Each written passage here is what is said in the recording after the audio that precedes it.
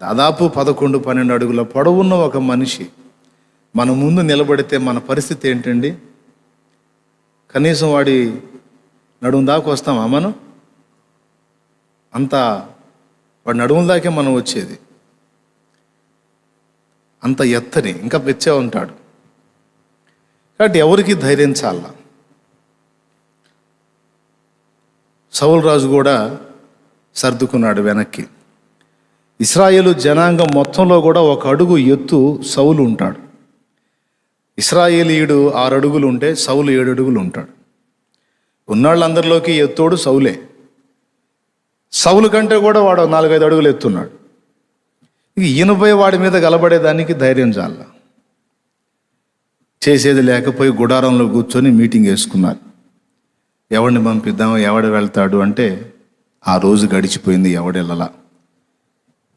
మరుసటి రోజు ఎవరన్నా ఒకడు ప్రేరేపించబడతాడేమో, వెళ్తాడేమో అని ఆ రోజు అప్పటికి 40 దినములు అయిపోయింది. 40 రోజులైనా ఒక్కడు కూడా ముందుకు రాలా. నేను పోతాను. వాడు రోజుకి వాడి మాటలు ఎక్కువైపోతున్నాయి. స్టార్టింగ్లో కాస్త మర్యాదగా పిలిచినోడు వీళ్ళు వెనక్కి తగ్గేసరికి ఎగతాళి చేయటం ఎక్కువైపోయింది. ఏంట్రా, మీలో సరైనోడు ఒకడు కూడా లేడా? అందరూ దద్దమ్మలేనా? ఒక్కడన్నా లేడా ధైర్యవంతుడు? పిరికి పందల్లారా, రెండురా నాతో తలపడండి ఎవడైనా ఉంటే అని వీడికి ప్రగల్భాలు ఎక్కువ చేశాడు. వాడు ఎప్పుడైతే సైన్యంలోంచి ముందుకు వచ్చి సవాల్ విసురుతాడో ఇశ్రాయేలు జనం మొత్తం, ఈ సైన్యం మొత్తం చెదిరిపోతున్నారు. వాడు జనంలో ఉన్నంత వరకు, సైన్యంలో ఉన్నంత వరకు, వాడు బయటికి రానంత వరకేమో వీళ్ళు యుద్ధానికి డి అంటే డి అంటున్నారు. వాడు ముందుకు రాగానే వీళ్ళు ఎటు పడ్డాడు అటు పరిగెత్తుతున్నారు. వాడి చేతిలో ఈటె పొడవు ఉంది. వాడి పర్సనాలిటీ హెవీగా ఉంది. రాక్షసాకారం కలిగి ఉన్నాడు వాడు. పైగా వాడు అంత పర్సనాలిటీ ఉండి కూడా పైనుండి కింది దాకా కవచాలు పెట్టుకున్నాడు. రాగి శిరస్త్రాణం పెట్టుకున్నాడు. మైమరువులు దొడుక్కున్నాడు. అన్నీ పకడ్బందీగా ఉన్నాడు. దూరం నుండి ఈటతో కొట్టి చంపుదామన్నా కూడా అవకాశం లేదు. ఈట ఎక్కడ విసరాలి? నిలువెల్లా కవచాలు ధరించుకొని ఉన్నాడు. ఏ కోణంలో ఆలోచించినా ఎవరికి ఏ ఆలోచన తట్టట్లా. ధైర్యం చాలా. వాళ్ళు తిట్టించుకుంటున్నారు, దేవుణ్ణి కూడా తిట్టిస్తున్నారు. 40 రోజులైంది. దేవుడు వాళ్ళకి అవకాశం ఇచ్చాడు 40 days. ఎవడన్నా శత్రువుని నా దృష్టితో చూస్తాడేమో, వాడి విషయంలో నాలాగా ఆలోచిస్తాడేమో అని దేవుడు ఎదురు చూశాడు 40 రోజులు. రాజు స్పందించలా, సైన్యము స్పందించలా, ఎవరు కదల్లా. 40 రోజులు అవస్తుంటే యెషై కొడుకులు కొంతమంది ఆ యుద్ధంలో ఉన్నారు. దావీదు గొర్రెలకు వెళ్తున్నాడు. ఆ రోజు యెషై తన కొడుకుని పిలిచాడు దావీదుని. మీ అన్నోళ్ళు యుద్ధానికి వెళ్ళారు, యుద్ధం జరిగిందా ఆగిందా ఏం తెలియలేదు, సమాచారం రాలేదు. ఇదిగో నువ్వు వెళ్ళి అన్నోళ్ళ దగ్గరికి ఈ ఆహార పదార్థాలు వాళ్ళకి ఇచ్చి ఆ యుద్ధ సమాచారం ఏమైంది తెలుసుకొని రాయా దావీదని పంపించాడు దావీదుని. ఈ దావీదు బయలుదేరాడు. కరెక్ట్గా దావీదు ఈ ఆహార పదార్థాలు తీసుకెళ్ళి ఆ సామాగ్రి భద్రంగా కాచే వాళ్ళ దగ్గర అప్పచెప్పి వాళ్ళ అన్నయ్యళ్ళకి ఇవ్వమని అక్కడ జయధ్వనులు మోగుతుంటే యుద్ధం అయిపోయింది కాబోలనుకుంటూ పోయాడు అక్కడికి. ఒకసారి అక్కడ ఆ సన్నివేశం ఒకసారి పైకి చదువమ్మా. దావీదు పోయేసరికి అక్కడ ఏం జరుగుతుంది అన్న సన్నివేశం చదువు చాలు. సైన్యమునకు ఎదురై ఇశ్రాయేలును ఫిలిస్తీయులను యుద్ధ సన్నుతులై బయలుదేరుచుండిరి. దావీదు తాను తెచ్చిన వస్తువులను సామాగ్రిని కనిపెట్టు వాని వశము చేసి పరిగెత్తిపోయి సైన్యములో చొచ్చి కుశల ప్రశ్నలు తన సహోదరులను అడిగాను. అతడు వారితో మాట్లాడుచుండగా గాతు ఫిలిస్తీయుడైన గొల్యాతు అను శూరుడు ఫిలిస్తీయుల సైన్యములో నుండి వచ్చి పై చెప్పిన మాటలు చొప్పున పలుకగా దావీదు వినెను. దేవునికి స్తోత్రం కలుగును గాక. వీళ్ళు ఏం చేస్తారు? సైన్యమునకు సైన్యము ఎదురై ఏమని అరిచారు? పైన చదువమ్మా 20వ వచనం. దావీదు ఉదయంన లేచి ఒక కాపరికి గొర్రెలను అప్పగించి ఆ వస్తువులను తీసుకుని యెషయా తనకిచ్చిన ఆజ్ఞ చొప్పున ప్రయాణమైపోయెను. అయితే అతడు కందకమునకు వచ్చినప్పటికీ వారును వీరును పంక్తులుగా తీరి జయము జయమని అరచుచు యుద్ధమునకు సాగుచుండిరి. యుద్ధం అయిపోతే కదా జయమని అరవాల్సింది. అసలు యుద్ధం జరగకుండా జయమని అరవటం ఏంది? జయము జయమని అరుచుకుంటున్నారంట. ఇదేందిరా జయధ్వనులు వినబడుతున్నాయి, యుద్ధం అయిపోయిందా, మా వాళ్ళు ఫిలిస్తీన్లు గెలిచేశారా అనుకుని ఆనందంగా పరిగెత్తాడు. ఆ సామాగ్రి కనిపెట్టే వాళ్ళకి ఇచ్చి ఆ సైన్యంలో జొరబడి వాళ్ళ అన్నోళ్ళని గుర్తించి, అన్నయ్య బాగున్నారా, నేను వచ్చాను, మీ వాడిని తమ్ముడిని వచ్చాను, నాన్న పంపించాడు, మీకోసం ఇది తెచ్చాను అని చెప్పి కుశల ప్రశ్నలు అడిగి ఆ యుద్ధ సమాచారం ఏంటనేది పరిశీలిస్తే ఎక్కడోళ్ళు అక్కడే ఉన్నారు, జయం జయం అని అరుచుకుంటున్నారు. వీళ్ళు కలబడింది లేదు, యుద్ధం చేసింది లేదు, తగలబడ్డది లేదు, జయం జయం అని అరుచుకుంటున్నారు. ఇంతలోకి వాడు వచ్చి ఎవరు గొల్యాత్ వచ్చి వాడు 4 మాటలు అనేసరికి వీళ్ళంతా ఇక పత్తా లేకుండా పరిగెత్తుతున్నారు. ఇదంతా చూశాడు. అసలు ఏం జరుగుతుంది ఇక్కడ? యుద్ధం జరుగుతుందా? యుద్ధం జరిగింది లేదు, ఏమీ లేదు, జయమని కేకలేస్తున్నారు. ఓహో, ప్రోత్సాహం కోసం అరుచుకుంటున్నారేమో అనుకున్నాను. వీళ్ళు పోయి వాళ్ళ మీద ఫైట్ చేసింది లేదు. వాడొచ్చి ఇలాగ 4 మాటలు మాట్లాడేసరికి వీళ్ళంతా పరిగెత్తుతున్నారే అని చూసి విస్తుపోయి, ఏంటి, జీవము గల దేవుని సైన్యమై ఉండి సైన్యములకు అధిపత్యకు యెహోవా సైన్యమై ఉండి పిరికి పందల్లాగా వెనక్కి పారిపోవటమా? అయినా జీవము గల దేవుని సైన్యాన్ని తిరస్కరించుటకు సున్నతి నీ ఫిలిస్తీయునికి ఎంత ధైర్యం అని హృదయంలో గాయమైపోయింది దావీదుకి. భలే రోషం కలిగింది. రాజు సౌలు, దావీదు అన్నలు అందులో ఉన్నారు. ఇశ్రాయేలు సర్వ సమాజం సైన్యం ఎంతమంది అయితే ఉన్నారో అంతమంది దేవుని ఎరిగిన వాళ్ళే, వాళ్ళందరూ పేరుకు విశ్వాసులుగా పిలువబడుతున్న వాళ్ళే.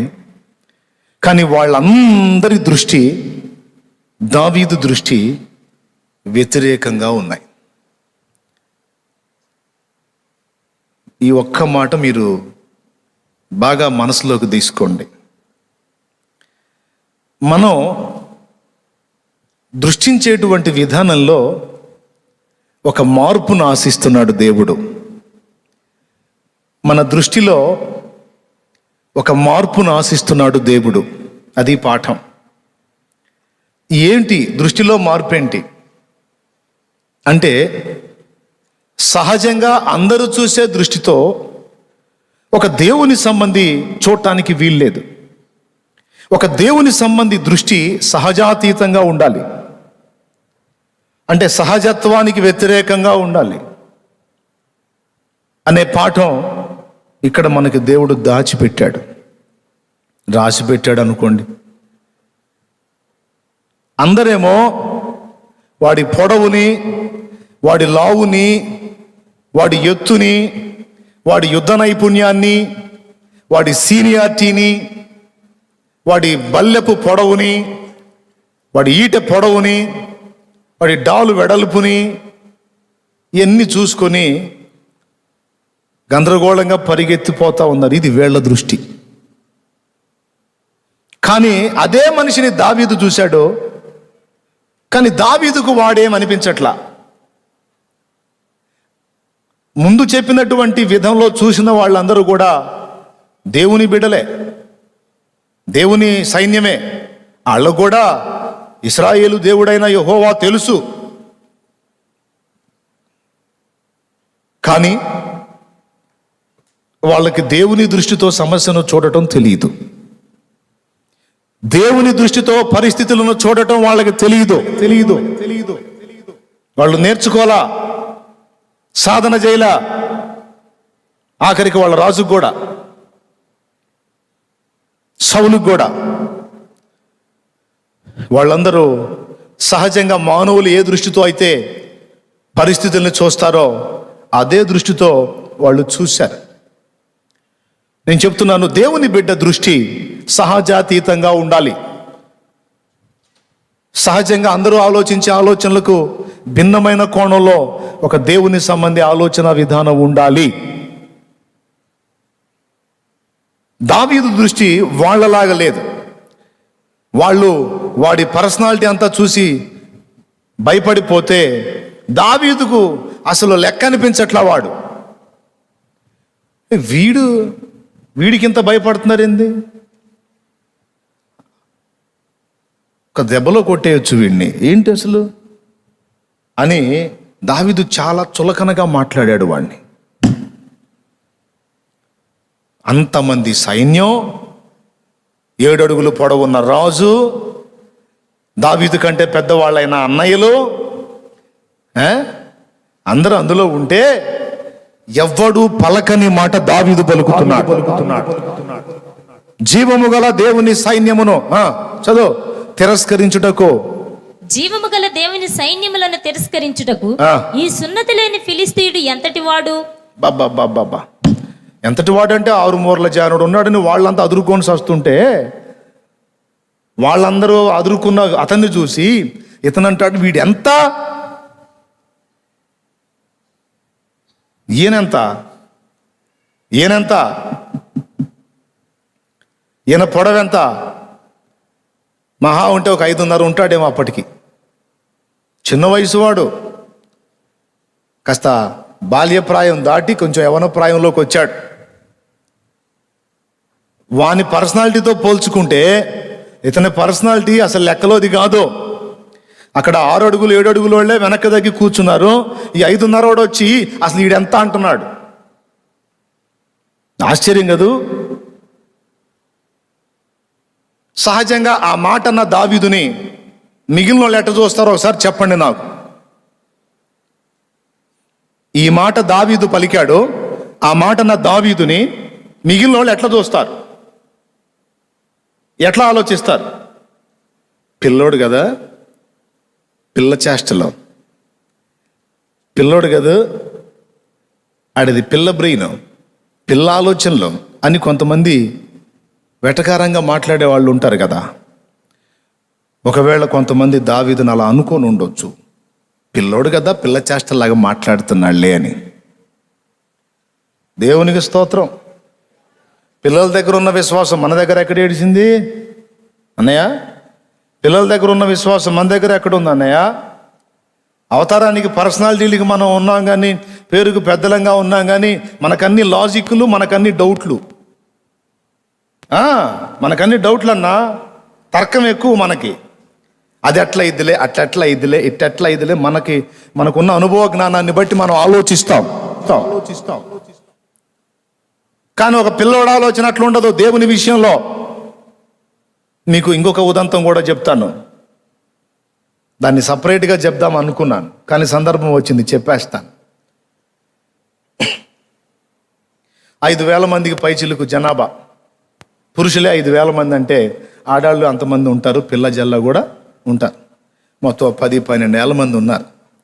యేసయ్య వాక్యం చెప్పిన 3 రోజులు అయిపోయిన తర్వాత వాళ్ళని పంపించేదానికి ముందు, వాళ్ళ ఆకలితో వెళ్ళటం నాకు ఇష్టం లేదు, వాళ్ళకి తినేదానికి ఏమన్నా ఆహారం పెట్టండి అని ప్రభు మాట్లాడాడు శిష్యులతో.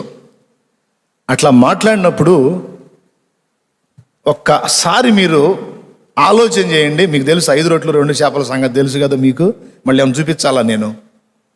ఏమన్నా తెలుసుగా మీకు? 5 రొట్టెలు 2 చేపల సంగతి తెలుసా? ఎంతమంది తెలుసు? చేతులు ఎత్తండి. ఇది కూడా తెలియకపోతే ఇక చాలా దారుణం అనుకోవాలా, కొత్త వాళ్ళని మినహాయించి.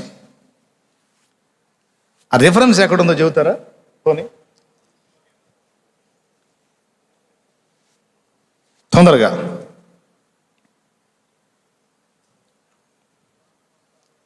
అరే యోహాను సువార్తలో ఉంది.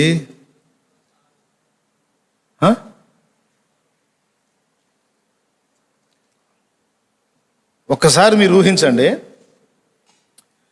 అన్ని వేల మంది జనాభా అక్కడ ఉన్నారు కదా, వాళ్ళందరిలో ఎవరి దగ్గర రొట్టెలు లేవంటారా? ఎవరి దగ్గర చేపలు లేవంటారా? మీరు ఊహించి చెప్పండి కొంచెం. వాళ్ళమ్మ ఆ చిన్నోడికి 5 రొట్టెలు 2 చేపలు ఇచ్చిందో, ఇంకా ఎక్కువ ఇచ్చి పంపించిందో తెలీదు. అతడు కూడా అక్కడ ఉన్నాడు 3 days. ఆ చిన్నోడు కూడా వాడి దగ్గరే, వాడి గంపలో 5 రొట్టెలు 2 చేపలు ఉన్నాయంటే మిగిలిన వాళ్ళ దగ్గర ఉన్నాయా లేవా? పెద్దోళ్ళకి ఆకలి ఎక్కువ, పిల్లలకి ఆకలి ఎక్కువ. మనం 3 సార్లు తినేటప్పటికీ అల్లాడుతాం, వాడు 5 సార్లు కూడా తింటాడు. ఆడతాడు వస్తాడు ఆకలి అంటాడు, ఆడతాడు వస్తాడు ఆకలి అంటాడు. అవునా? 5 సార్లు తిన్నా కూడా అరిగిపోయేది. పిల్లవాడి దగ్గర మిగిలిన ఈ రొట్టెలు అంటే మరి పెద్దోళ్ళ దగ్గర ఉండి ఉండవా? మీరు నోరు తెరవడం, మీకు దండం పెడతాను, గట్టిగా చెప్పండి, మీరన్నా చెప్పండి. ఉంటాయా ఉండవా? పిల్లవాడి దగ్గరే ఉన్నప్పుడు పెద్దోళ్ళ దగ్గర ఉండవా? అది పాయింట్. మరి ఎవరన్నా ముందుకు వచ్చారా? ఎందుకని? లాజిక్. వీరికి పెట్టుటకు మీ వద్ద ఏమైనా కలదా అంటే, ఓయమ్మో ఇంతమందికి పెట్టడానికి మన దగ్గర ఉన్న ఈ గంపలో ఈ 10 రొట్టెలు ఏం సరిపోతాయి, ఈ 20 రొట్టెలు ఏం సరిపోతాయి అనుకున్నారు. వీరికి పెట్టుటకు మీ వద్ద ఏమైనా ఆహారము కలదా అన్నప్పుడు పెద్దవాళ్ళ దగ్గర తర్కం పనిచేసింది. తర్కం పనిచేసినప్పుడు ఏం జరిగిద్దంటే విశ్వాసం మీకు అక్కడ పనిచేయదు. తార్కికంగా ఆలోచించిన వాడు విశ్వాసాన్ని ప్రయోగించలేడు. విశ్వాసం ప్రయోగించాలంటే నీ తర్కం తీసి పక్కన పెట్టాలా. మానవ తర్కం, విశ్వాసం 2 కలిసి పని చేయవు. మానవ తర్కానికి భిన్నంగా ఉంటుంది విచిత్రంగా విశ్వాసం. తర్కానికి భిన్నముగా నమ్ముటయే విశ్వాసం. ఏమయ్యా, పైనుంచి నీళ్లు పడతాయంటే మానవ తర్కం ఒప్పుకుంటుంది. అగ్ని పడిద్దంటే ఒప్పుకుంటారా? ఏంది అగ్ని వాన గురిసిద్దా? నా చెవులో ఏమన్నా పూలు కనపడుతున్నాయి అంటాడు వెంటనే. నీళ్లు పడతాయి అంటే పడిద్ది, వాన పడిద్ది అంటాడు. మానవ తర్కం ఒప్పుకోదు, సహజమైన విషయాలకే ఒప్పుకుంటుంది. అది ఎలా జరిగిద్ది అంటాడు. కానీ వాక్యం చెబుతుంది మరి అగ్ని వడగాళ్ళు కురుస్తాయని. నమ్ముతాడా? కానీ విశ్వాసం కలిగిన వాడు నమ్ముతాడు. ఈ పిల్లవాడి దగ్గర ఆ చిన్న గంపలు 5 రొట్టెలు 2 చేపలు ఉన్నాయి. ఆకలైతే తిన్నానా అని. యేసయ్య మాటల దెబ్బకో ఏమో వాడికి ఆకలైనట్టు లేదు, అయినా కాస్త కూస్తో తిన్నాడేమో. చాలా సరుకు మిగిలింది వాడి దగ్గర, 5 రొట్టెలు 2 చేపలు మిగిలినాయి. మీ దగ్గర ఏమన్నా ఉందా అనగానే చాలామంది పెద్దోళ్ళు ఉన్నారు, వాళ్ళందరి దగ్గర కొద్దో గొప్ప ఉండొచ్చు. కనీసం అంతమంది దగ్గర లేకపోయినా కనీసం 10-15 మంది దగ్గర ఉండదా? వేల మంది దగ్గర లేకపోయినా ఉంది. కానీ ఎవ్వరూ ముందుకు రాలా. ఎవరు ముందుకు వచ్చాడు మరి? పిల్లోడు ముందుకు వచ్చాడు. వచ్చేమన్నాడు? నా దగ్గర ఇది ఉన్నది. ఇంకా వేరే మాట ఏం మాట్లాడలా. యేసయ్య అడిగాడు, ఇదిగో. అది ఆంద్రేయ తీసుకొచ్చి, పిల్లవాడేమో నా దగ్గర ఇది ఉంది అని తీసుకొస్తే ఆ 5 రొట్టెలు 2 చేపలు ఆంద్రేయ యేసయ్య దగ్గరికి తీసుకెళ్ళి ఇవి ఏమాత్రం అంటాడు. దేవునికి స్తోత్రం కలుగును గాక. అక్కడ లాజిక్ వాడాడు ఆంద్రేయ. ఇంతమంది జనాభాకి ఇవి ఏమాత్రం అన్నాడు. మీరు ఆ రెఫరెన్స్ తీరుగా యోహాను సువార్త 6వ అధ్యాయం తీసారా? యోహాను సువార్త 6వ అధ్యాయము 8వ వచనం నుంచి చదువు. ఆయన శిష్యులలో ఒకడు అనగా సీమోను పేతురు సహోదరుడైన ఆంద్రేయ ఇక్కడ ఉన్న ఒక చిన్నవాని యొద్ద 5 యవల రొట్టెలు 2 చిన్న చేపలు ఉన్నవి గాని ఇంతమందికి ఇవి ఏమాత్రమని ఆయనతో అనగా. ఈ మాట చిన్నోడు అన్నాడా? ఇచ్చే చిన్నోడు అన్నాడా? అన్లా. మీ దగ్గర ఏమన్నా ఉందా అంటే తీసుకొచ్చి ఇచ్చాడు. కొంతమంది అండి దేవుని సువార్త చెప్పండి, ఇతరులకు రక్షణలోకి నడిపించండి, ఆత్మలను కాపాడండి అని చెప్తుంటే నేను ఇందాక చెప్పానే, వాళ్ళలాగా అబ్బో మనకాడు కుదిరిద్ది, మన వాళ్ళు ఏడయిద్ది. అసలు మనుషులకు వాక్యం చెప్పాలో, సువార్త చెప్పాలంటే ఎంత జ్ఞానం కావాలి, ఎంత సబ్జెక్ట్ కావాలి, తమరి తలకాయ కావాలి. ఎవరు చెప్పారు? ఎవరు చెప్పారాయా? నువ్వెందుకు నమ్ముకున్నావు రక్షకుణ్ణి? ఆ లాజిక్ అంతవరకు చెప్పు. వేరే ఆలోచనలు ఏం చేయవాకు. అసలు వాక్యం చెప్పాలంటే అసలు నేను చెప్పాను, నీకు తెలిసిన విషయాలన్నీ కూడా, మీరు మాట్లాడే విషయాలు ఏవైనా కానీ, మీరు ఇక్కడే కాదు బయట ప్రజలు కూడా వినున్నట్లు మీరు కూడా వాక్యం మాట్లాడినవి ఏమైనా దేవుడు మీకు తలంపులు ఇచ్చి ఉంటే అవి మాట్లాడి మీరు కూడా నెట్లో అప్లోడ్ చేయండి అంటే కొంతమంది భయపడతారు. నీకు తెలిసిందేదో, దేవుడు నీకు నేర్పిందేదో మాట్లాడి అందులో ఉంచవాయా? నీకేం ఫీజా? ఫ్రీయేగా, అందులో ఉంచు అంటే అబ్బో అంత సబ్జెక్టు మన దగ్గర ఎక్కడుంది, అమ్మో మన వల్ల కాదు. ఇంతమంది జనాభాకి పెట్టడానికి సరిపడా మన దగ్గర రొట్టెలు ఏడున్నాయి అని అనుకున్నోళ్ళు కొద్ది గొప్ప ఉన్నా కూడా దాన్ని బయట పెట్టలా. కానీ చిన్నోడు నా దగ్గర ఇదే ఉందయ్యా అన్నాడు.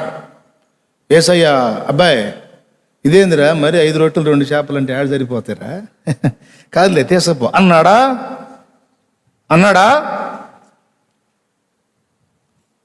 సబ్బాష్, అందరూ కాస్తో కూస్తో కలిగి ఉన్న ఎవడో ముందుకు రాలేదురా, నువ్వు వచ్చావు, నీ దగ్గర ఉన్నది అదే చాలు. ఆ చిన్నవాడు ఇచ్చినవి మాత్రమే తీసుకున్నాడా? అబ్బాయి చిన్నోడు కాసిన ఇచ్చాడయ్యా, ఇంకెవరి దగ్గర ఏమైనా ఉన్నాయా అయ్యా, అన్ని పోగు చే అన్నాడా? ఏమల్లా? హలో, చాలా సీరియస్గా వినండి, జాగ్రత్తగా వినండి, మైండ్కి ఎక్కించుకోండి. కొంతమందికి కాస్తో కూస్తో దేవుడు కృపనిచ్చి ఉంటాడు. దరిద్రం ఏందో చెప్పనా? దాన్ని బయట పెట్టరో, దాన్ని వాడరో, దేవుని కొరకు వినియోగించరో. అదేంటంటే వీళ్ళ తర్కం, తలకాయ నిండా తర్కమే. ఈ తర్కాన్ని ఉపయోగించి మనకి అడుగు కుదిరిద్దిలే, అసలు మనకు అది అది అది దాని లెక్క వేరులే, అది వాళ్ళు, అది సేవకులు, అది సేవకుడా నువ్వేం చేయవా? దానికి చాలా సరుకు కావాలా, చాలా జ్ఞానం కావాలా? నీ దగ్గర ఉన్నది తీసుకొచ్చి ఆడబెట్టవా ఆయన ముందు, నా దగ్గర ఉన్నది ఇదే ప్రభువా అని ఉంచు.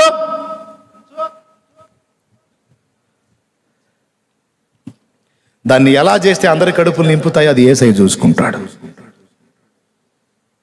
కొట్టరు మీరు, కోమాలోకి పోయారు.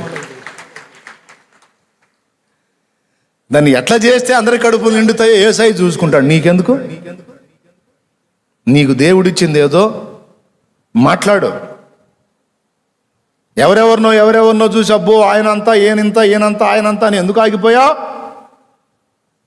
సేవ చేసేవాడికి కూడా చెప్తున్నా, నీకు దేవుడు వాక్య జ్ఞానం ఇచ్చి మాట్లాడే సామర్థ్యం ఇస్తే నువ్వు మాట్లాడిన 4 మాటలు ఎవరన్నా ఒకడు చూసి ఒక ఆత్మహత్య నుంచి తప్పించుకుంటాడేమో. భక్తి జీవితంలో నీ నుండి వచ్చిన 4 మాటలు అనుకోకుండా వాని చెవిని బట్టి ఆ మాటలను బట్టి మారు మనసు పొందుతాడేమో. అదంతా పెద్ద పెద్దోళ్ళు చేసే పనిలే, మన వల్ల కాదని ఎందుకు నిన్ను నువ్వే దిగజార్చుకున్నావు పిచ్చి తర్కం ఉపయోగించి? అందరికీ చెప్తున్నా, చిన్న పిల్లలు వాళ్ళ సైకాలజీ వేరు, వాళ్ళ విశ్వాస ప్రయోగం అంటే వాళ్ళ దగ్గరే చూడాల, అట్లా ప్రయోగిస్తారు. మీ దగ్గర ఏమైనా ఉందా అంటే ఏ లాజిక్ ఆలోచించలా, మెల్లగా తీసుకొచ్చి యేసయ్య అడిగాడు కదా, మా అమ్మ తినమని ఇవి ఇచ్చింది, నా దగ్గర ఇవి ఉన్నాయి అని తీసుకెళ్ళి ఆంధ్రయ్యకి ఇస్తే, ఆంధ్రయ్య తీసుకెళ్ళి యేసయ్య దగ్గర అంటాడు, ఇంతమందికి ఇవి ఏమాత్రం, నాకు తెలిసి యేసయ్య చూసి ఉంటాడు ఆంధ్రయ్యకి వెళ్ళి, ఏం మనిషి ఆంధ్రయ్య నువ్వు అని. ఆ పసివాడికి ఉన్న నమ్మకం నీకు లేకపోయే, ఏమాత్రం అంటే అవి తీసుకెళ్ళి పంచుదాం అనుకునే, నేను ఏమన్నా ఉందా అని అడిగింది. నో, నేను ఆశీర్వదిస్తా.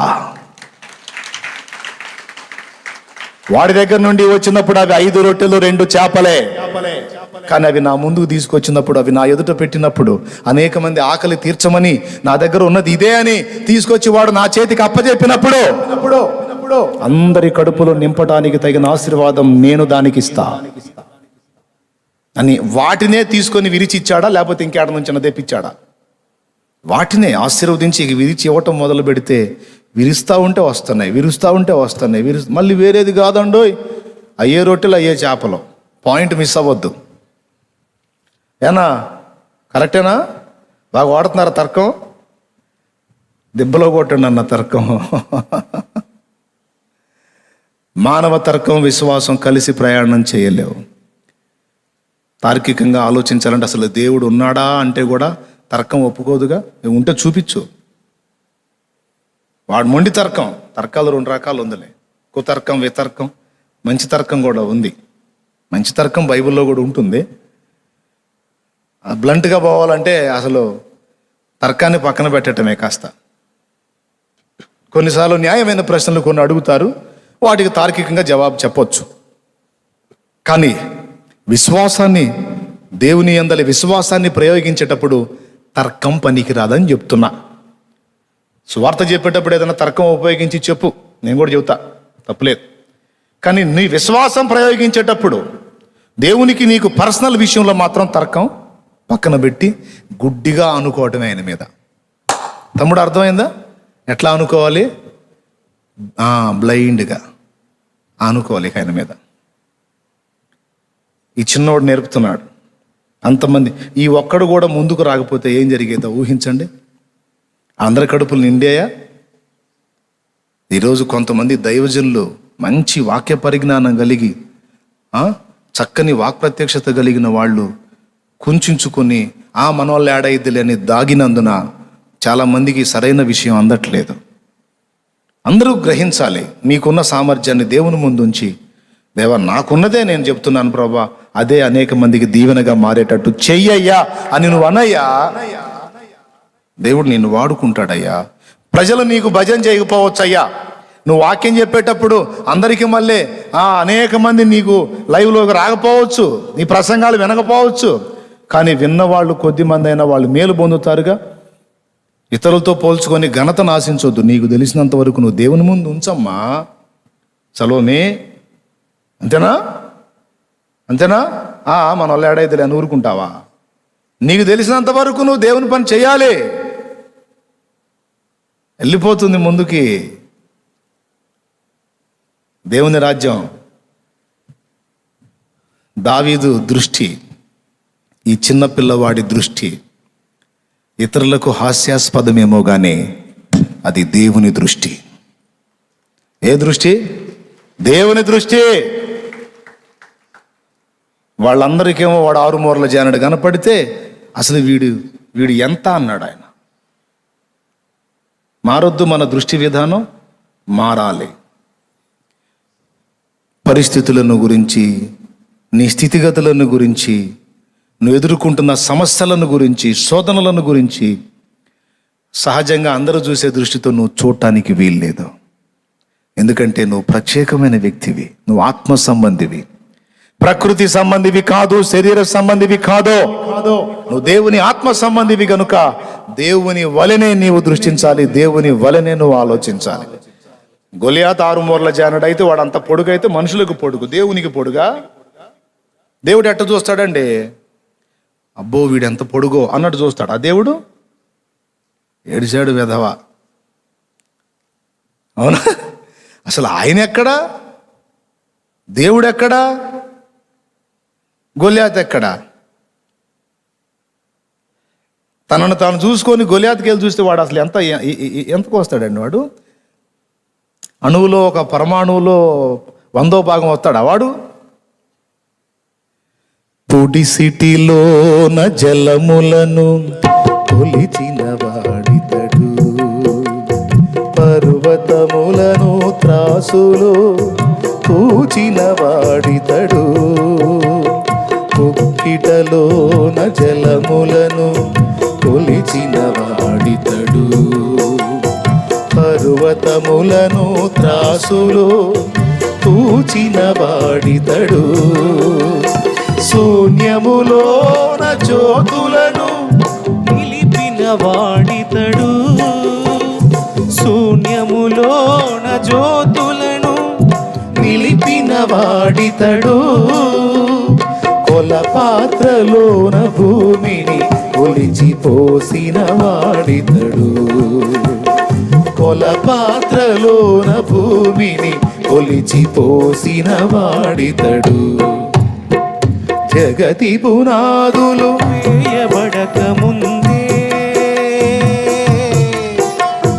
భూమి ఆకాశము చేయబడక ముందే ఉన్న దేవుడు ఆది సంబోధుడు. ఉన్న దేవుడు ఆది సంబోధుడు. జగతి పునాదులు వేయబడక ముందే. దేవునికి మహిమ. శూన్యంలో జ్యోతుల్ని నిలిపినోడు, కొలపాత్రలో భూమి మట్టిని కొలిచి పోసినోడు, పుడిసీట్లో జలాలు కొలిసి పోసినోడు. అసలు ఆయన ఎక్కడ, గొలియాత్ ఎక్కడ? దేవుడు గొలియాతును లక్ష్య పెడతాడా? మరి వీళ్ళందరూ ఎందుకు లక్ష్య పెట్టారు?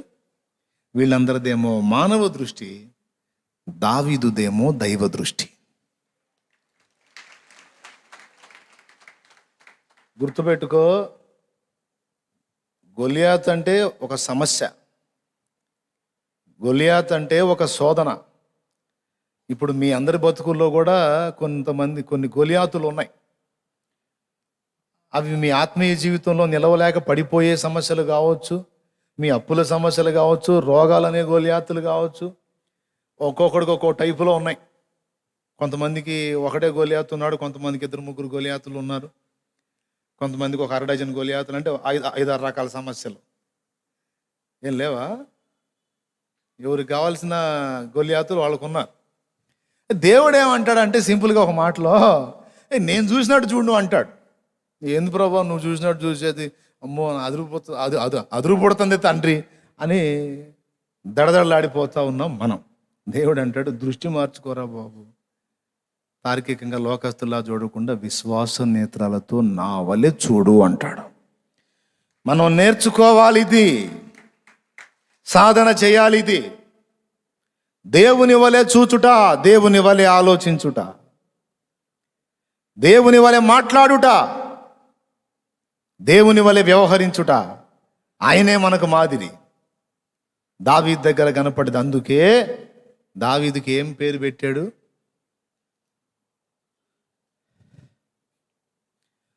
దేవుని చిత్తానుసారమైన మనస్సు గలవాడు. ఒక పరిస్థితిని చూసి దేవుడు ఎలా ఫీల్ అవుతాడో దావీదు అలానే ఫీల్ అవుతాడంట.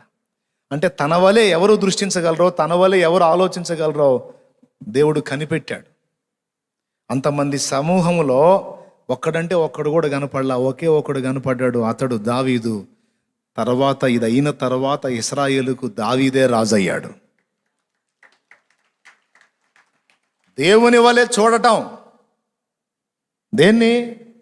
నీ ఎదురున్న పరిస్థితుల్ని, అది ఎంతదైనా కావచ్చు, దాని మెడలు వంచి నీ చేతికి నా దేవుడు పట్టిస్తాడు. కొట్టు, దేవునికి మహిమ చెల్లించు గట్టిగా.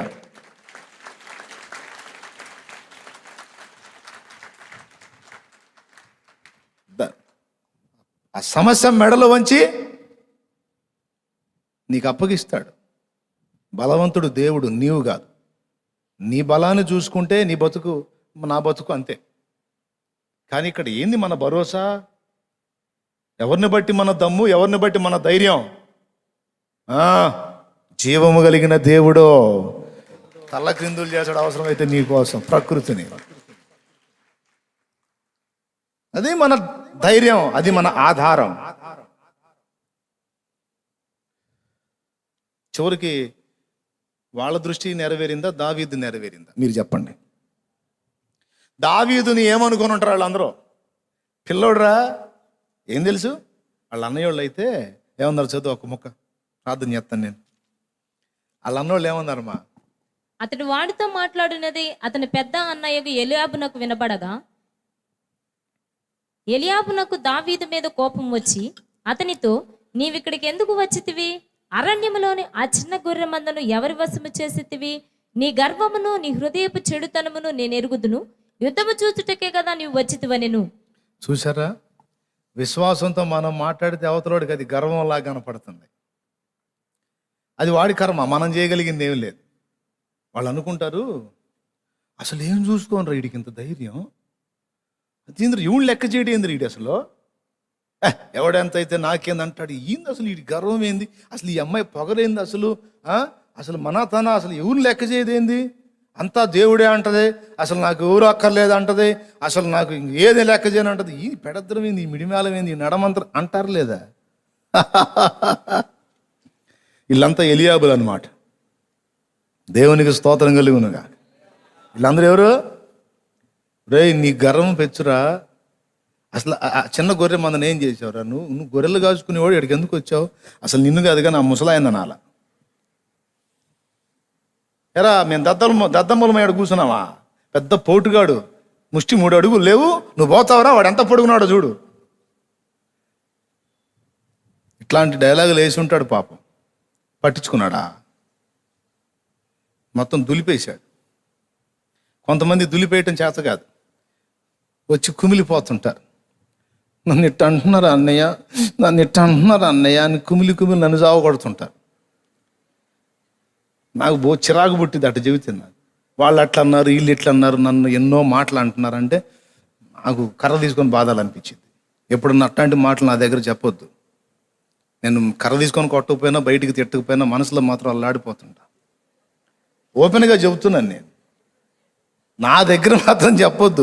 వాళ్ళు అట్లా అన్నారు, ఇట్లా దులిపేసుకోవటం నేర్చుకో. నువ్వు దేవుని యందు విశ్వాసం ఉంచావు, కథం ఇంకా అంతే. దానికి వ్యతిరేకంగా 100 మంది మాట్లాడినా, 1,000,000 మంది మాట్లాడినా డోంట్ కేర్, లెక్క చేయొద్దు, దులిపాడేసి. వాళ్ళే అనాలా, దులిపేసుకోవటం నేర్చుకున్నాడు రా, మనం ఎన్ని చెప్పినా పట్టించుకోవట్లా. టంటదిరా మొత్తం, మనం ఎన్నన్నా చెప్పు, టంటుంది. ఏముంది అంటే ఏంది, దులిపేస్తుంది. మళ్ళీ దేవుడే అంటుంది. కుమిలిపోయి అల్లాడిపోయాడు దావీదు.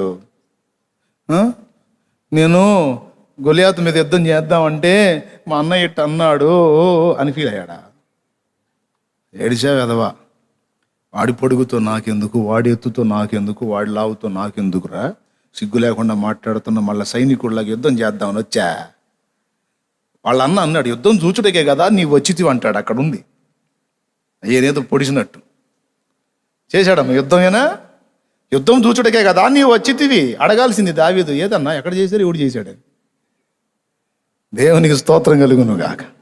హల్లెలూయా.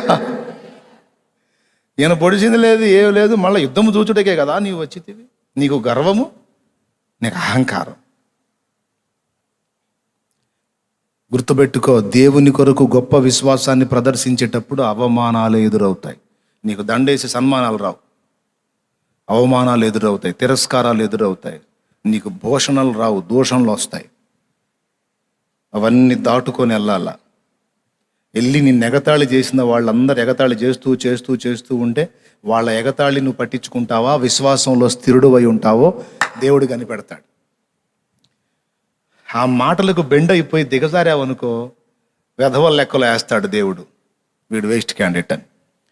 అవి దులిపేసి నీ విశ్వాసాన్ని దేవుని పట్ల అలానే కలిగి ఉండి, నాకు దేవుడే ఉన్నాడు, ఆయన్నే చూసుకుంటాడు, నేను వీళ్ళలాగా వాళ్ళలాగా ఆలోచించను, నా దేవుడే నాకు సహాయకుడు అని విశ్వాసాన్ని, నిరీక్షణను కోల్పోకుండా అలాగునే స్థిరంగా నిలిపి ఉంచితివా, నిన్ను ఘనుల లెక్కలో ఉంచుతాడు దేవుడు,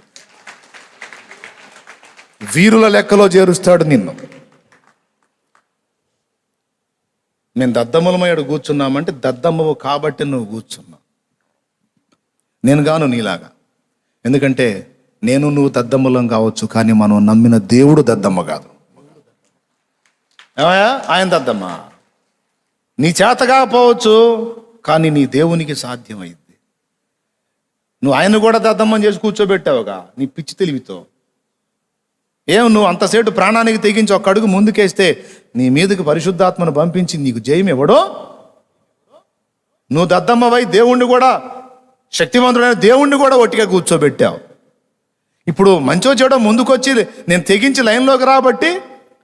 ఏదో కొద్దిగా వాడుకొని కొంత పని చేశాడు దేవుడు.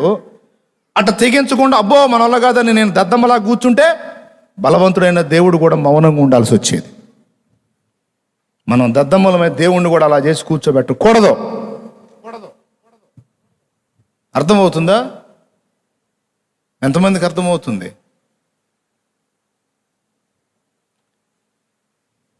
దావీదుకి ఇష్టం లేదు. వాడనే మాటలు వింటా నేను ఇంకా బతికుండే కంటే ఆ యుద్ధ రంగంలో చస్తే మాత్రమేమి నాకు,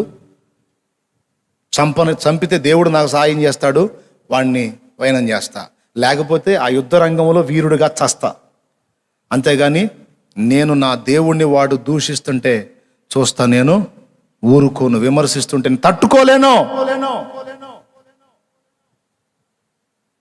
అని ఇంకొకటి దగ్గరికి వెళ్ళి అన్నాడు. మళ్ళీ వీడిని చంపితే ఏమిస్తారని. ఒట్టిదే ఎందుకు అనుకున్నా, ఆయన లేదో ఇస్తారని కాదు, రాజు దగ్గరికి విషయం పోవాలని. ఫస్ట్ వాడేమో అన్నకి చెప్పాడు, అన్నోళ్ళు తిట్టారు. తర్వాత విన్నోడేమో రాజుకు చెప్తే సౌలు దగ్గరికి పోయి అందించాడు.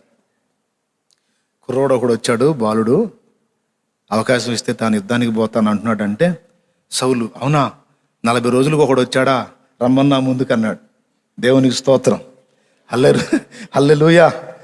అప్పుడు లైన్లోకి వచ్చాడు ఈ చిన్నోడా. మళ్ళీ సౌలు క్లాసు మళ్ళీ ఎడా, అయ్యా నువ్వు వెళ్తావా? అవును మహారాజా, మీరు సెలవు ఇవ్వండి, నేను వెళ్ళి వాడితో యుద్ధం చేస్తాను.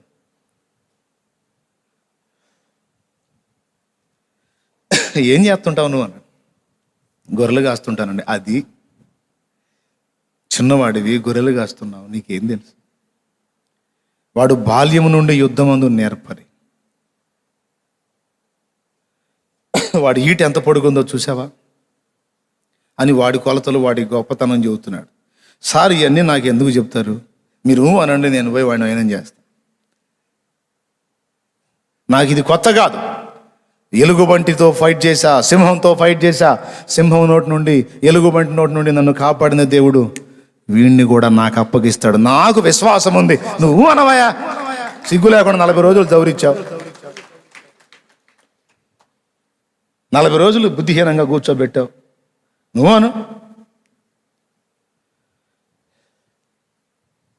అబ్బాయికి నా కవచాలు తొడగండి అన్నాడు. ఆయన 7 అడుగులోడు, ఈయనేమో 5 అడుగులోడు. ఎట్ట సెట్ అవుతాయా? ఒకటి సెట్ అవుతాయా?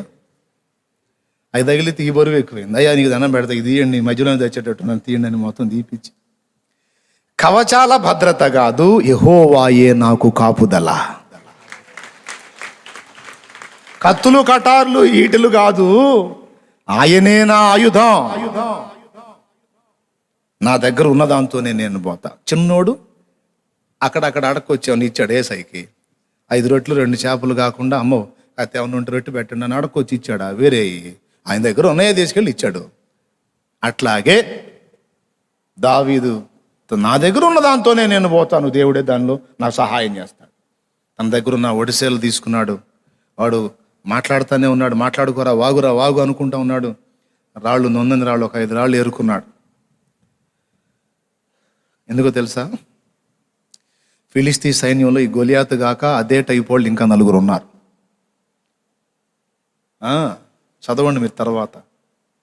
గొలియాతు ఒక్కడే కాదు, ఆ టైపు ఎత్తర్లు ఇంకా 4 ఉన్నారు. మొత్తం 5. ఒక్కోడికి ఒక్కొక్క రాయి, 5 రాళ్ళు, నున్నని రాళ్ళు ఏరుకొని సంచిలో పెట్టుకొని రాయి ఒడిశాల్లో పెట్టి గిరగిరా తిప్పుతుంటే నేనేమన్నా కుక్కను అనుకున్నావారా? కర్ర తీసుకొని వచ్చి వాడు, నేనేమన్నా కుక్కను అనుకున్నావారా అంటే, దాన్ని ఎందుకురా అవమానపరుస్తావు? అది ఫీల్ అయిద్ది ఆ మాట వింటే. నువ్వు అంతకంటే దారుణం, ఈ దెబ్బతో అయిపోయావురా నువ్వు అని కొట్టేశాడు. ఏం జరిగిందో మీకు తెలుసు. ఆ రాయి వాని నుదుటన దొచ్చెను కనుక వాడు బోర్ల పడెను. ఆయుధం లేదు, వాడి ఆయుధంతోనే వాని తల ఛేదించాడు. భద్రత లేదు, దేవుడే భద్రత. విశ్వాసము అది. దేవుని దృష్టితో పరిస్థితులను చూడటం అంటే ఆ కోణంలో చూడాలి. వాళ్ళు చూసినప్పుడేమో అది భయంకరంగా కనపడింది, దావీదు చూసినప్పుడేమో ఇది అంతా అన్నాడు. ఈరోజు నువ్వు ఎదుర్కొంటున్నటువంటి పోరాటం, శోధన, బాధ, సమస్య ఎలాంటిదైనా అది లోకస్తులకు గొప్పది కావచ్చు, నీకు గొప్పది కాదు. ఎందుకంటే నీ దేవుడు సార్వభౌముడో, సర్వాధికారే, చేయగలడాయన ఏ కార్యమైనా. పిరికి పందల్లాగా ఉండొద్దు, విశ్వాసము లేని మూర్ఖతరములాగా మనం ఉండొద్దు. పసిబిడ్డల వంటి విశ్వాసము కలిగి దేవ దృష్టితో ప్రతిదీ కూడా మనం చూచుట సాధన చేయాలి దేవుని వలె.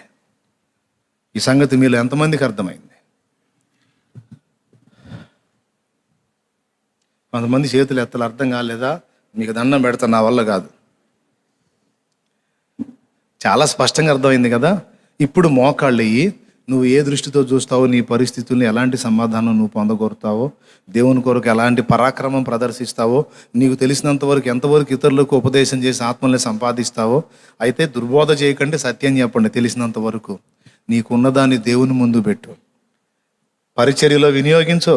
దేవుడే అదనపు ఆశీర్వాదం ఇచ్చి వాడుకుంటాడు. విశ్వాసంతో ఆయన వైపు చూడు, ఆయన చూచినట్టు ప్రతి పరిస్థితిని చూడు.